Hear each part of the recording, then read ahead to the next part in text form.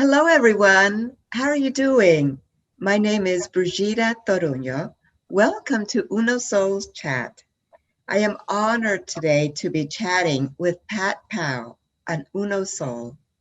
And she is my yoga teacher and my Eden Energy medicine teacher. Welcome, Pat. Thank you, Brigitte. Nice to be here. Thank you. So how have you been doing as we're emerging from this year of the pandemic? It's been an interesting ride, I think. I think in the very beginning, it was just kind of getting used to such a drastic change. And then I think we all became really comfortable with that after a while. And now we're changing again as things are starting to open up. So, it's for me, it's trying to stay resilient through all these different changes because they're pretty drastic changes, I think. Yeah, you're right. They're definitely drastic. And I have to say that I am so grateful for you because March of 2020, as you know, we got hit with this news and had to stay indoors. And I was attending your weekly wonderful gentle yoga classes. And it was like, oh no, now there's not going to be yoga. And you, as well as many, went to Zoom. Mm-hmm. But I'm so grateful for you because you've been a lifeline for me this last almost, I guess, year and a half now or so. Well, that works both ways. I think vice versa. It was interesting. I was thinking back to Dean Ornish, who runs that wonderful heart program. And in one of his lectures, he said, as we age, and in order to keep your heart healthy as well, you need maybe 4 different things. One is a plant-based diet, which means you shouldn't give up everything right away. He says, because if I tell you you're going to only eat vegetables, you're not going to stay on the diet. He said, but maybe you have like a meatless Monday. And when you notice you start to feel better on Tuesday, you might do it a little bit more so that it becomes more of your lifestyle. And it's not an enforced thing where we're saying, you can only eat this and you can only eat that. So plant-based diet or moving towards a plant-based diet, moderate exercise. And that might just be as simple as taking a 20-minute walk every day.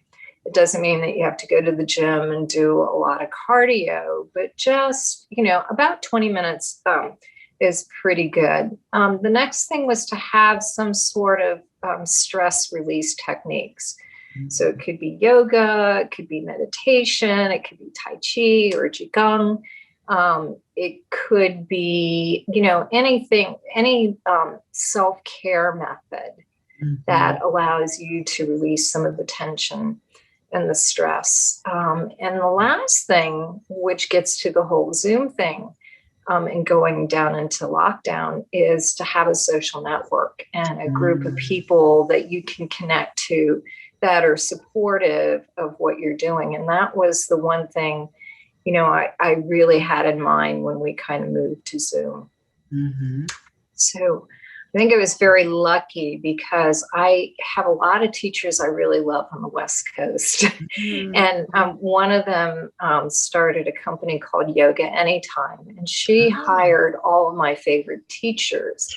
So I've been able to continue taking class with them through Yoga Anytime. And it was really one of the blessings of the pandemic is that I've been able to be a student again. And I've been able to study with all these great teachers that I love, know and love so well, but who happen to be on the left coast. And I can't take classes with them.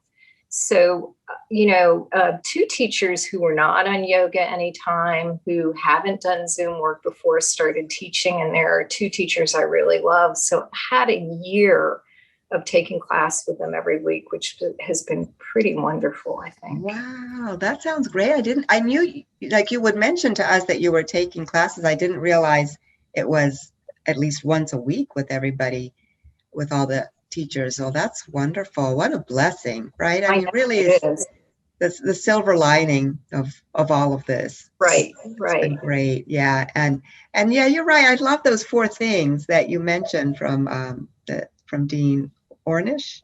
Right. Yeah. And I think the Mayo Clinic has something pretty similar. I think they might add good sleep into that That's as very well. important. And staying mentally engaged, I think, is probably another one. Yeah. And definitely all of that just really, I think it was what you did for us is an example of all of those things that really helped my well-being and the other people in our class. So thank you very much for that. Oh, no, thank you. It works both ways, definitely. Yeah, definitely. thank you. Go ahead. I was just going to say, Pat, you have had such an interesting life journey, and everything from a professional ballet dancer to working on Broadway to doing movie casting. I mean, it sounds all fascinating. Would you be able to touch on some of that and maybe tell us how you got to being a yoga teacher? Okay. My mother was Japanese, and she was really into making sure that her kids had a well-rounded education in the arts. Nice. So from the time, I guess from age 3, 4, we were always in some sort of class, be it ballet, tap, piano. I remember going to the art museum every Saturday and taking art lessons. I mean, it was a really wonderful way to grow up. Nice. And I kind of fell into the dance aspect of it a little bit more. So when I was 6, I was put on scholarship at the College Conservatory of Music. Wow. So I moved up through their program, and by 13, I was offered a contract in their ballet company in Cincinnati Ballet. Amazing. And it was great because I got to tour quite a lot. I think my first tour was to London, Paris, Frankfurt, Kentucky. But it was fun. It was really a great way to grow up. That's and I had an injury when I was about 16. I had 9 hairline fractures in each shin, and that was from just jumping on concrete. When we toured, we would be dancing on these concrete stages. Mm-hmm. So I ended up working in the office of the ballet company in the management side. So I was able to kind of learn that whole aspect, which was really, really great. Mm-hmm. And at some point, I just moved to New York, and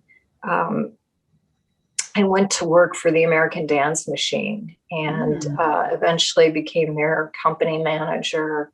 And we took the show to Broadway, and we toured to Japan, which was great because I got to meet my family on my Japanese side, which was pretty cool. Oh, great. Do you speak Japanese? I can speak enough to order food and tell them what I like and I don't like. Okay, that's important. But I still have, cousins and family back there. So yeah. From there, I worked on a couple of Broadway shows, mostly in the management end. And one of my bosses bought a roller skating rink, and he said, "Why don't you come and be my eyes and ears there?" So I went to work there. And it ended up being the beginning of the whole hip hop phase, with Malcolm McLaren and, DJ Africa Bambaataa. And so Madonna would sing there. It was a pretty cool place to be and a pretty interesting time to be. How nice to have experienced that. Yeah. And I think because of that, they did a movie called Beat Street. And I had some friends who were working on Beat Street, and they offered me a job working on a movie that was going to shoot in Hong Kong, Thailand. So I was like, yeah, please give me a job. Yeah. So I ended up working for Michael Cimino and Oliver Stone on Year of the Dragon. Wow. And that was a truly wonderful experience. I met my father-in-law, who's a very famous actor in Hong Kong, on that movie. Wow. And I was sent to Hong Kong to clear the music rights for the movie. And my father-in-law said, well, come and meet my family. And so I met one of the sons, and next thing I knew, I was engaged and moving back to Hong Kong. Wow, cool. I love how you call him your father-in-law. I mean, I know he is now, but you were like, and my father-in-law sent me to. So somewhere inside you knew it would be your father-in-law. Yeah, no, I mean, they were always really good friends before I met any of their children. So I, would take care of them when they were on set and stuff like that. So very nice.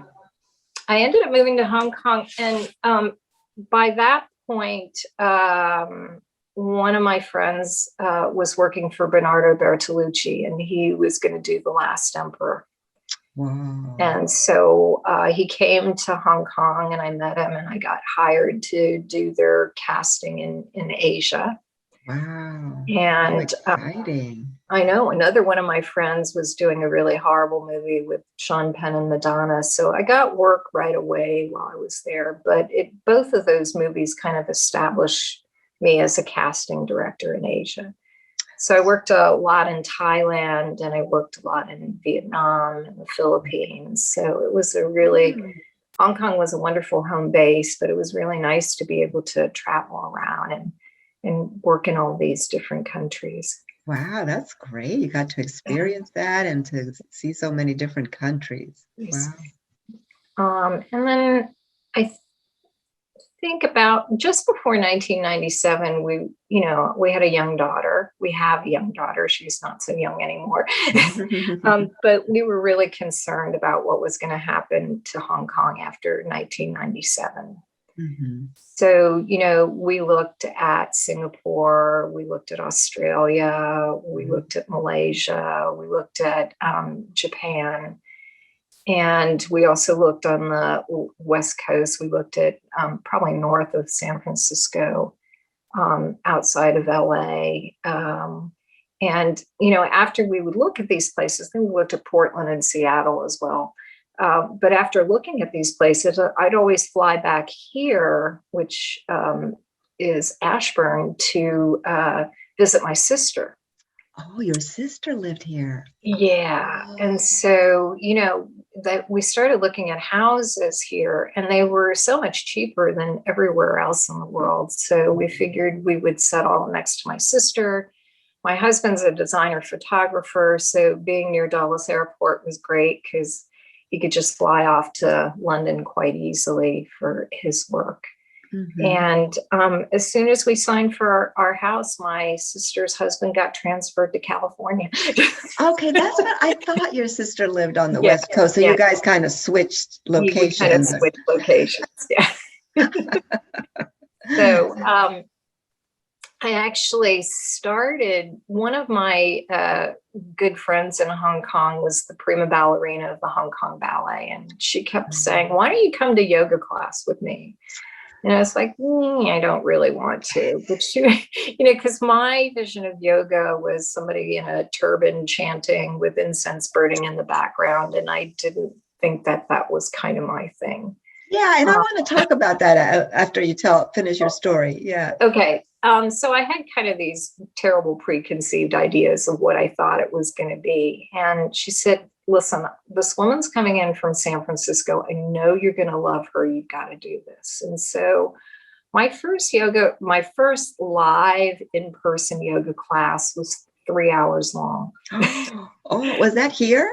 No, that was in Hong Kong. Oh, you were still in Hong Kong. Okay. I was still in Hong Kong, and it was amazing. It was a wonderful teacher named Betty Roy, who's based in San Francisco. And I, studied with her for 2 weeks. I signed up for one class and ended up doing the whole 2 weeks because it was as challenging as the dance. Mm. And it was just kind of a nice way to get back into the body. Mm-hmm. And so when we finally moved here, I ended up starting to take class at Health Advantage in Herndon.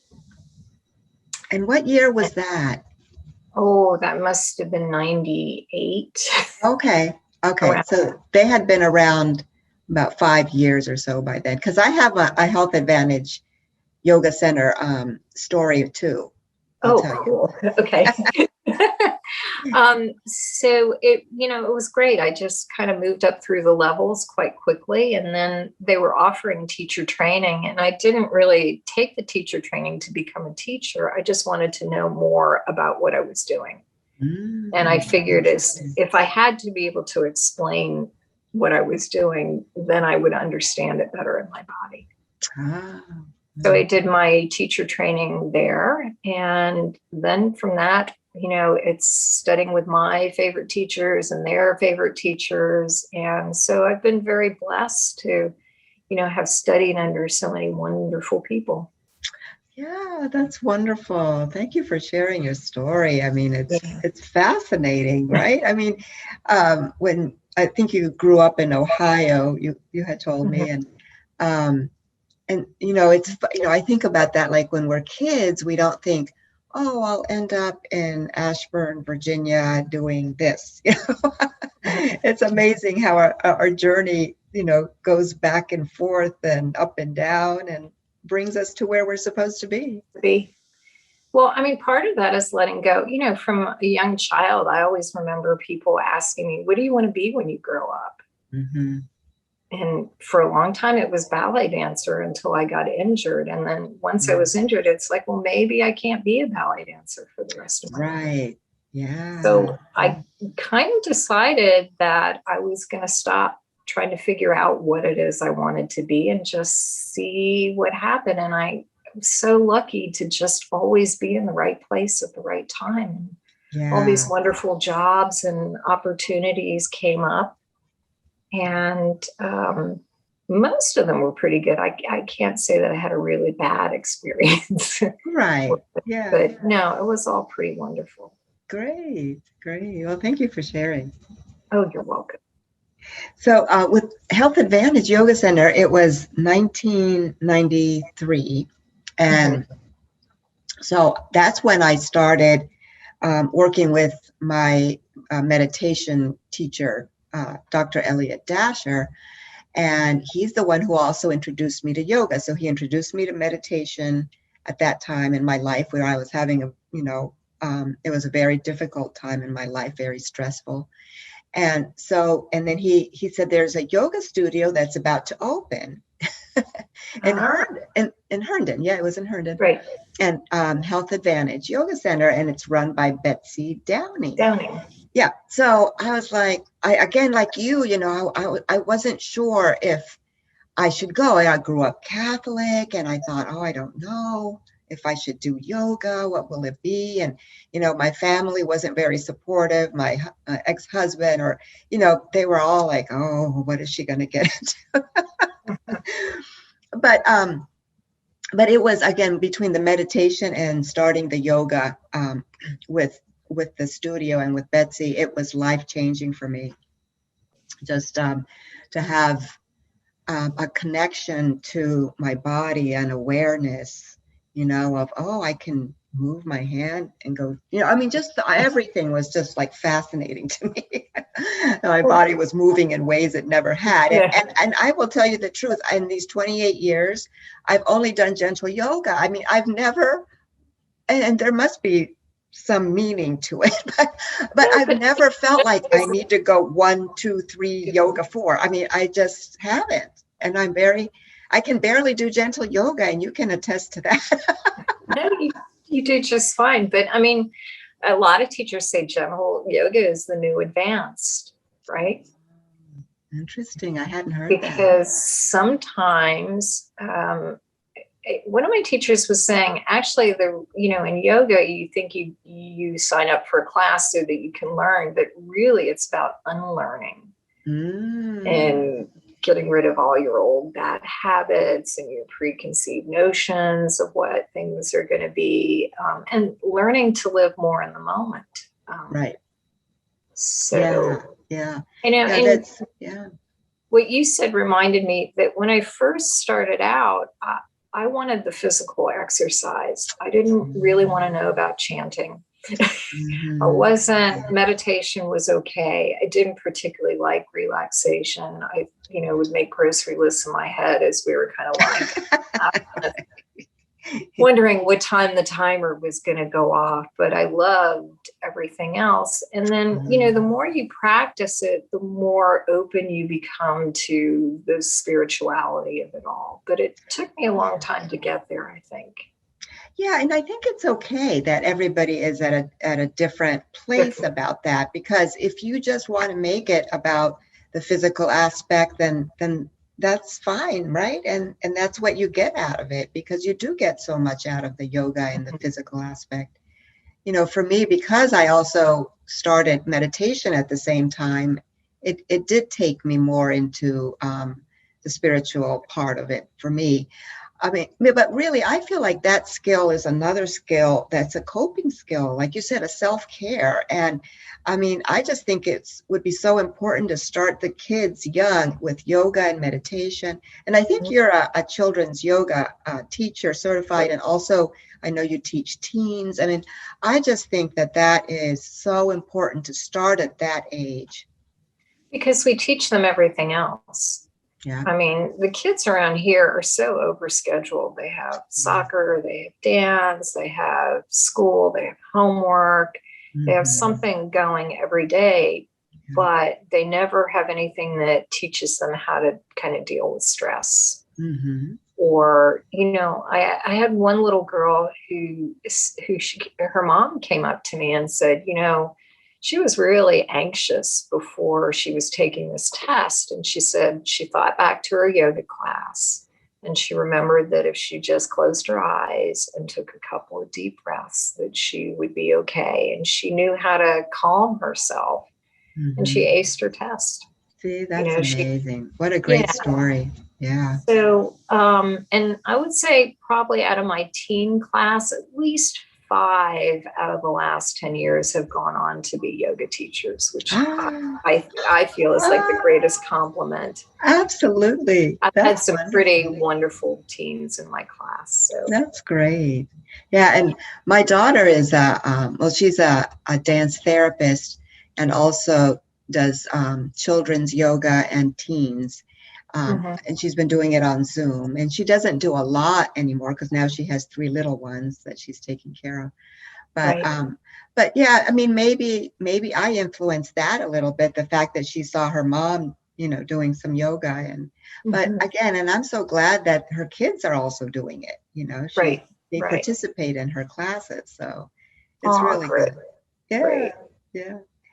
And then and also, Pat, you do Eden energy medicine, and if you want to explain it a little bit, and also like how you got into it, because that's another thing for me that has been life-changing, and it helped me get out of a severe concussion. It was one of the important factors for me that I learned about Eden energy medicine.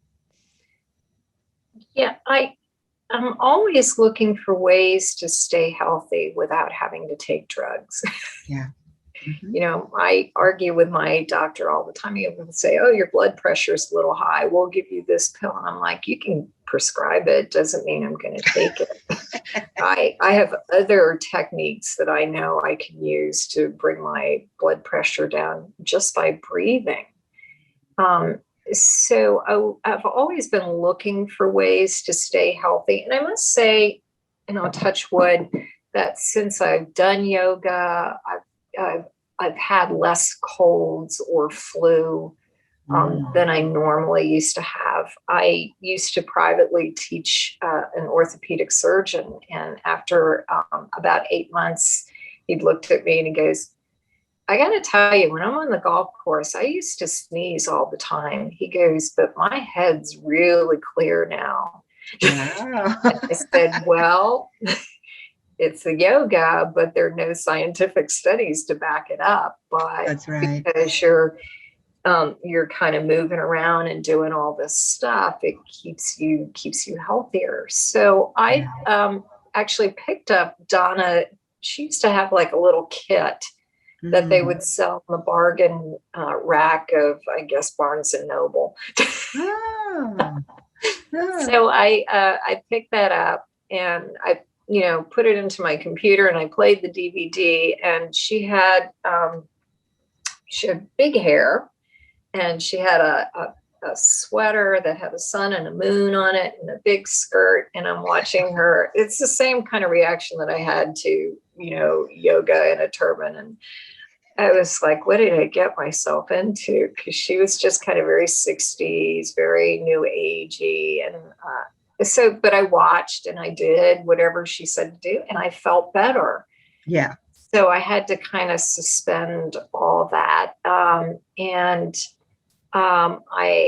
went with one of my friends to take a workshop with her at Thai Sophia, the old Thai Sophia, which I think is now Maryland Integrative, okay. up in Laurel, Maryland. But I felt like I learned so much from her. And I already knew about chakras, and because I've been teaching yin yoga, I know a little bit about meridians, but she sees, I guess, 9 different energy systems.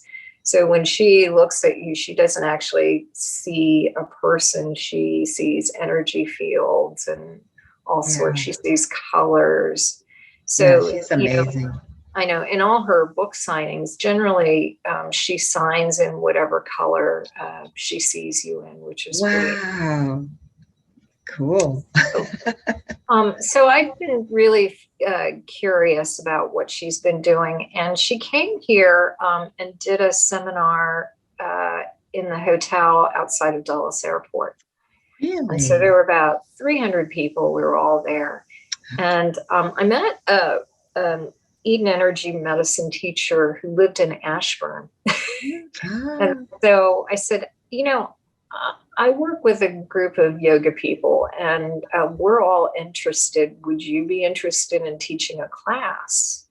So we started a class, and we had about 30 people, and we'd meet once a month on a Saturday, and he would start to teach us all this different Eden Energy stuff. And we worked with him for about 2 years, and then he got transferred to China. Oh, wow. So he kind of packed up his family and took off. And he's really great because he does energy medicine in Spanish as well as in English. Both he and his wife are from Mexico, and they're truly wonderful people. Oh, wonderful. That's so cool. and they do a lot of seminars in Mexico as well. So, from there, I was always trying to figure out a way to integrate the energy medicine with yoga. And Lauren Walker had written a book, and I wrote her and told her how much I liked her book and wondered if she was ever going to be in this side of the world. And she ended up being at a book fair in Baltimore. Oh. So I went and I met her, and we kind of became friends. And so I brought her into this area. And she ended up doing some energy medicine yoga teacher training. So we've been through a couple levels with her, which has been really, really great. That's great. Yeah. Yeah.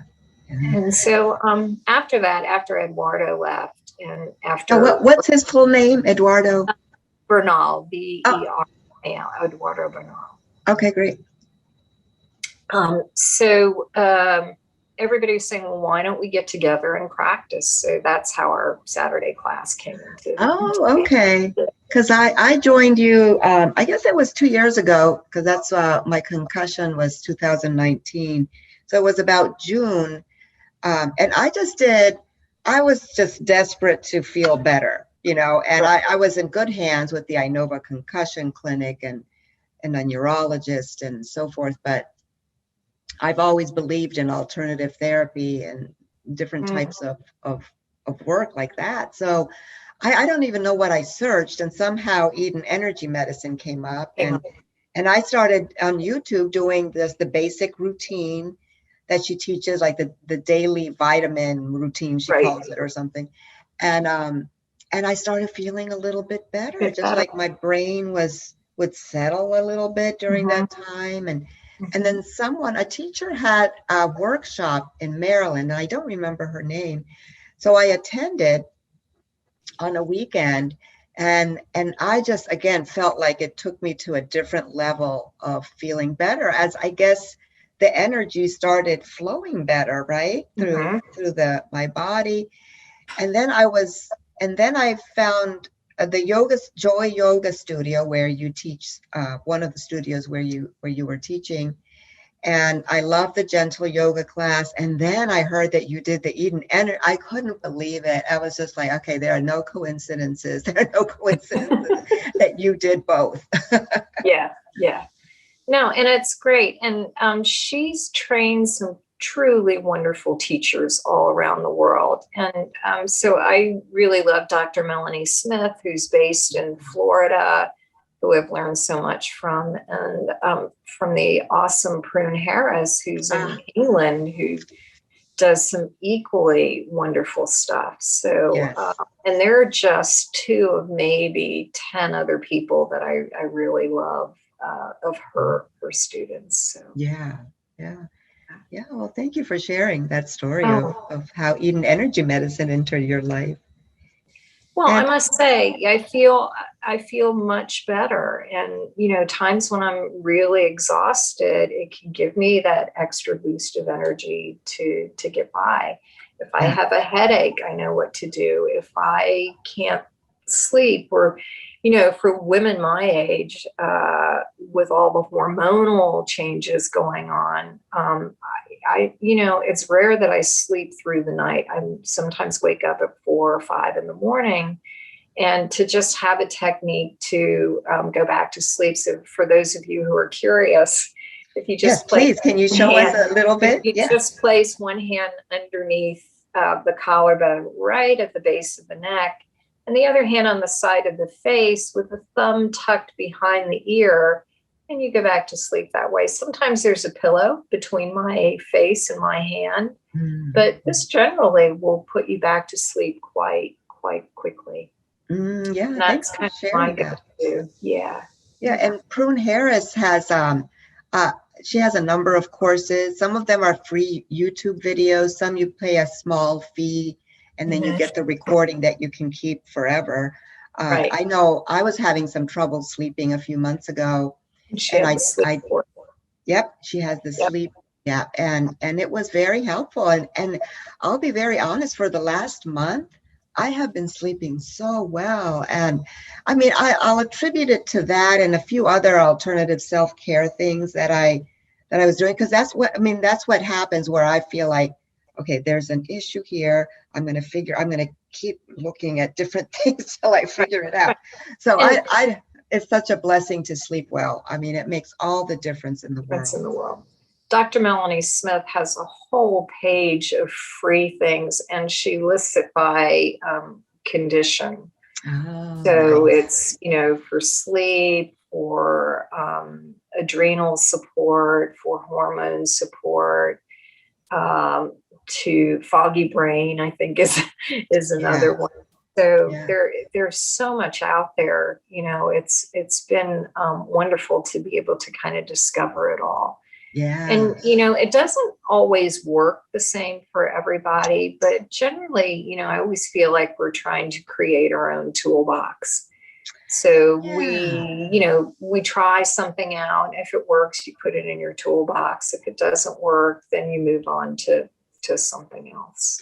Yeah, I totally agree, Pat. And I think it's also about awareness, your own self-awareness of being in tune with your body and what is helping it. Like, is this tapping not doing a thing for me? Maybe I try a different technique. Maybe it's Qigong. I feel like, sort of being in tune and aware really helps. And you've been doing some great stuff with that in our yoga class around awareness. If you want to talk a little bit about that, I mean, I just feel like awareness is such a huge topic, and it's so important. And I think some of us, sometimes we walk around in a trance, not on purpose, but because of beliefs, because of conditionings in life, that we don't dig a little deeper, awareness of our emotions, awareness of our breath, awareness of our body. Well, primarily because we haven't been trained to be aware. That's right. So, it took me a long time as a teacher to really understand that perhaps that might be the most important component of either yoga or energy medicine, is really understanding whatever it is you're doing, and how it affects you. And I think I told you this before, but I can literally remember being in a yoga class with my teacher going, "What are you feeling?" And I would lie on my mat thinking I'm feeling nothing. And that little song from Chorus Line would go through my head, and I'd start singing, "I'm feeling nothing." And it took me a long time, or it took me studying with teachers who would say, "Notice you might feel this, or this side might feel longer than that side. Compare right side to left side." It took me teachers to kind of guide me through the awareness process. And a lot of practice, and I think that's one of the other blessings of the pandemic and studying with a teacher regularly. I have one teacher who's very, very technical, and we pretty much do the same thing every week. But for 52 weeks, after maybe 2 months, I started to really understand what it was he was talking about. In my head, I thought I did, but it took maybe 2 months for his words to translate through my body, where I could actually feel it through my body. Wow. So, That's amazing. We're getting back to the toolbox, is that sometimes you have to play around with it a little bit to see what the value is. Like, I don't particularly like change very much. Yeah, none of us do, really. I mean, it is something that's difficult. I find as I get older, I feel like I know what I like, and I like the way it is. And so anytime anybody introduces a change, and this happens in my yoga class, I know that I'm going to be resistant to the change. I just know that that's my reaction. Well, Eckhart Tolle says awareness is the greatest agent for change. Absolutely. Absolutely. So being aware that I don't like change, and I just kind of suspend that, generally, whatever the change is, even if I don't like it right away, if I practice it, or I just kind of stay with it for a little bit, generally I end up liking it. But it's just kind of allowing yourself to be open enough to change. Right. Yeah. That's or unlearning, as we talked about earlier. Right. You did a really cool like a breathing exercise / awareness / body scan with us on Monday. And I don't know if you'd be able to do a little bit of that now, or if you prefer to show us an Eden Energy waking up type of exercise. Why don't we do a couple of things? The scan we did probably would take maybe another 15 or 20 minutes. Okay, that's true. I wanted to do something quickly. Okay. This is from Deepak Chopra. Okay. And he says that it's one of the quickest ways to connect to the vagus nerve. And it's a very simple one. You're going to cross one arm over, put your fingers under the armpit, and the thumb's going to land right in front of the shoulder. And you'll do the same with the other arm. So in Eden Energy Medicine, it also helps to get your energy crossing over, where we have our thumbs. This is the start of the lung meridian point. So from here, you're just going to close your eyes, and you're going to breathe in for 4 counts. 1, 2, 3, 4, and breathe out for 4 counts. 1, 2, 3, 4. My yoga teachers would count 1, 1,000, 2, 1,000, 3, 1,000, 4, 1,000. Breathe out 1, 1,000, 2, 1,000, 3, 1,000, 4, 1,000. Breathing in for 4. And breathing out for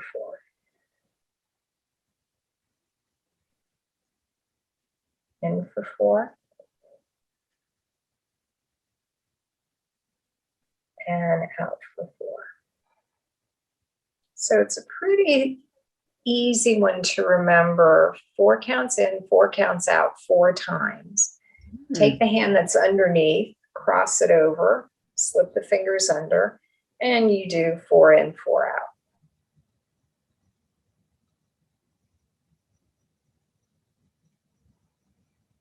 Now in yoga, we like to breathe in and out through the nose. But if your allergies have been bad the last couple of weeks, it's okay to breathe out through the mouth. So you can inhale through the nose. You can make a little ha sound as you breathe out.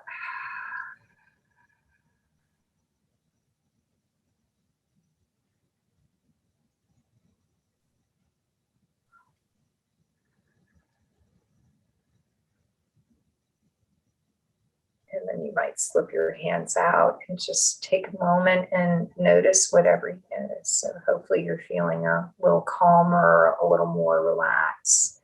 Yeah. But that's one of the fastest ways to calm the nervous system down. That was wonderful, Pat. Thank you so much for sharing that.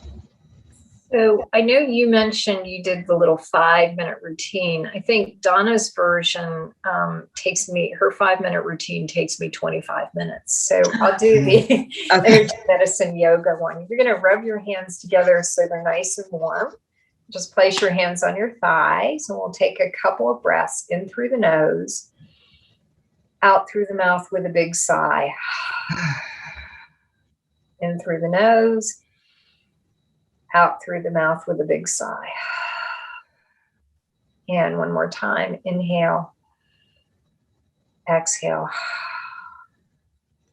So your collarbones, they make like a little V right here. You're going to find the highest part of the V and drop down into that little indentation there. So this is K27. You can either do little circles and massage, or you can tap, or you can thump vigorously, which I don't do anymore because I bruise very easily. Mm-hmm. But you want to keep breathing in through the nose and out through the mouth as you do this. K27 is, in Chinese medicine, the end of the kidney meridian. Mm-hmm. So this helps all your energy to move in the right direction. It gets everything moving the way it's supposed to. The side benefit, it also sends energy up to the eyes. So if you're spending a lot of time in front of the computer, or you're on a long drive now that it's summertime and we can all go on vacation again, if you've got tired eyes, tap these points and it will send some energy to the eyes. So next you're going to tap right down the breastbone. Underneath here we have the thymus gland, which doesn't do a lot for us, say after the age of 23, but this gentle tapping really helps to send some T cells, and it boosts your immune a little bit. And then we're going to come down 4 inches down from the armpit on the side body. I'm going to try to find a place between the ribs, and you can either tap or you could circle. And this is spleen. So this is really good for your metabolism. It also works with the thymus gland that we just did in boosting your immune. You might shake your hands off. And then we're going to tap our cheekbones. So this is stomach 1. And this is really good for staying grounded. And then shake your hands off. So you're going to take left palm to the right. Smooth up the arm, squeeze the top of the shoulder and pull it across. And then smooth up the arm, squeeze that tight muscle and pull it across. And this just calms the nervous system down, but it also gets your energy crossing over as it should. Shake your hands off. And then we're going to kind of do a little zip up. So like you're pulling a zipper up the front of the body. And then we're just going to open the arms out. And we're going to zip up again and open the arms out. And then one more time.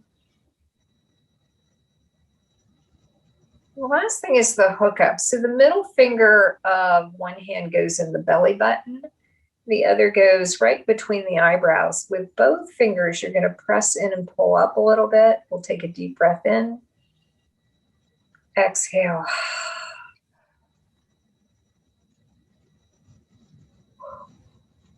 This gets all your energies hooked up. I start yawning when I know me I'm too. hooked up. But it's also, really good if you've got hot flashes. It's good for hot flashes. It's good for brain fog. So it's a good one to have in your toolbox. Yeah. So that you can all do in about 5 minutes. Those Right. things that will get your energy jump started for the day. Yeah, thank you so much. I mean, You're welcome. it seems so simple, right? And yet it really goes deep. It really goes deep to help people with a lot of different possible issues. Even if it's just to get those yawns in that prove that you are relaxing, that the nervous system is like calming down. Right. Well, thank you so much for being you, for everything that you do for us, and vice versa. Oh, thank you. Would you be able to leave us with some words of wisdom? I was actually looking for a poem that I really loved, and this is my favorite one of the pandemic. So this is called "We Are of a Tribe" by Alberto Rios. And he wrote, "We plant seeds in the ground and dreams in the sky, hoping that someday the roots of one will meet the upstretched limbs of the other. It has not happened yet. We share the sky, all of us, the whole world. And together we are a tribe of eyes that look upward, even if we stand on uncertain ground. The earth beneath us moves quiet and wild, its boundaries shifting, its muscles wavering. The dream of sky is indifferent to all of this. It's impervious to borders, fences, reservations. The sky is our common home, the place that we all live. And there we are in the world together. The dream of sky requires no passport. Blue will not be fenced in. Blue will not be a crime. So look up, stay a while, let your breathing slow, and know that you always have a home here. Oh. And Alberto Rios. That was beautiful. Yeah. Thank you so much. Thank you. Thank you for having me. Yes, thank you. And this continues to be a powerful time to love each other, to unite, and to live in peace. And I honor the light in you, Pat. And to you, Brigitte. Namaste. Namaste. Thank you so much for listening to Uno Souls Chat.